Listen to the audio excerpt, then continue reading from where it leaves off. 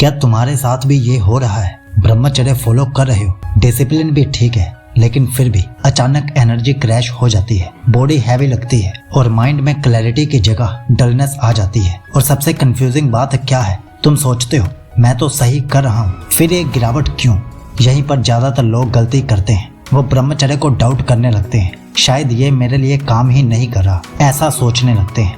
लेकिन सच क्या है, प्रॉब्लम ब्रह्मचर्य में नहीं है, प्रॉब्लम उस एक डेली हैबिट में है जो साइलेंटली तुम्हारी सारी एनर्जी लीक कर रही है। और अगर तुमने इसे समझ लिया तो वही बॉडी जो अभी क्रैश हो रही है स्टेबल और पावरफुल फील करने लगेगी। अब यहाँ पर एक सच को समझो, एनर्जी क्रैश कभी भी अचानक नहीं होता, वो धीरे धीरे बिल्ड होता है। लेकिन हम क्या करते हैं, सॉल्यूशन बाहर ढूंढते हैं, डाइट चेंज करूं, सप्लीमेंट लूं, वर्कआउट बढ़ाऊं। लेकिन प्रॉब्लम क्या है, तुम इनपुट बढ़ा रहे हो लेकिन सिस्टम ऑलरेडी अनस्टेबल है। और अनस्टेबल सिस्टम में चाहे तुम कितना भी अच्छा खाना खा लो, चाहे वर्कआउट कितना भी परफेक्ट कर लो, बॉडी फुल आउटपुट दे ही नहीं सकती। यानी इशू एनर्जी की कमी नहीं है, इशू एनर्जी के मिसयूज का है। और यही वो पॉइंट है जहां 90% लोग स्टक हो जाते हैं। अब आते हैं उस एक हैबिट पर जो सबसे ज्यादा इग्नोर होती है। ये कोई बड़ी चीज नहीं है, ना ही कोई कॉम्प्लिकेटेड रूटीन है, ये है कॉन्स्टेंट स्टिम्युलेशन। मतलब दिन भर phone, random scrolling, reels, shorts, notifications और बिना रीजन के माइंड को बिजी रखना। ये सब क्या करते हैं, तुम्हारा नर्वस सिस्टम कभी स्टेबल होने ही नहीं देते। और रिजल्ट क्या निकलता है, एनर्जी जनरेट तो होती है लेकिन टिकती नहीं है। इसलिए तुम फील भी करते हो मैं थका हुआ क्यों हूँ, जबकि मैंने ज्यादा काम किया ही नहीं। और यही असली प्रॉब्लम है, ब्रह्मचर्य एनर्जी बनाता है लेकिन ये हैबिट उसे खत्म कर देती है। अब सवाल ये है, ठीक है प्रॉब्लम समझ में आ गई, तो इसे फिक्स कैसे करें? और यहाँ लोग फिर ओवर कॉम्प्लिकेट कर देते हैं, फोन छोड़ दूं, सोशल मीडिया डिलीट कर दूं।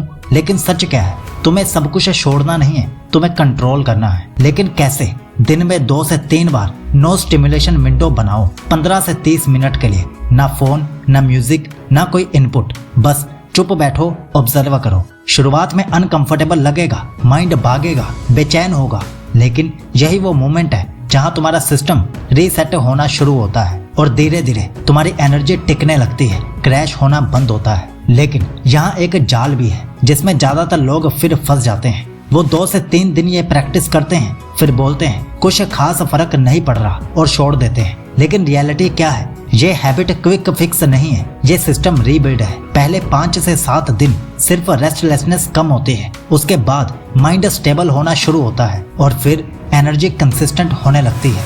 अगर तुम बीच में ही छोड़ दोगे तो तुम फिर उसी लूप में फंस जाओगे जहां एनर्जी आती है और तुरंत क्रैश हो जाती है। अब इमेजिन करो, वही इंसान जो पहले हर समय थका हुआ फील करता था, धीरे धीरे क्या चेंज महसूस करता है। माइंड शांत रहने लगा है, फोकस नेचुरली बढ़ने लगा है और सबसे इम्पोर्टेंट, एनर्जी स्टेबल होने लगी है। अब क्या होता है, तुम काम कम करते हो लेकिन आउटपुट ज्यादा दिखता है। पहले तुम खुद को पुश कर रहे थे, अब सिस्टम खुद कोऑपरेट कर रहा है। और यही असली शिफ्ट है, एनर्जी जनरेट करना नहीं, एनर्जी को होल्ड करना। और जब ये स्किल आ जाती है तो ब्रह्मचर्य का रियल बेनिफिट तुम्हें दिखना शुरू हो जाता है। तो अगर इसे सिंपल भाषा में समझे तो प्रॉब्लम ये नहीं है कि तुम्हारे पास एनर्जी नहीं है, प्रॉब्लम ये है कि तुम उसे संभाल नहीं पा रहे। ब्रह्मचर्य एनर्जी देता है लेकिन कंट्रोल तुमको खुद सीखना पड़ता है। और ऑनेस्टली ये चीज खुद से समझने में टाइम लगता है। 99% लोग ट्रायल एंड एरर में ही कई हफ्ते निकाल देते हैं। और इसीलिए हमने एक स्ट्रक्चर्ड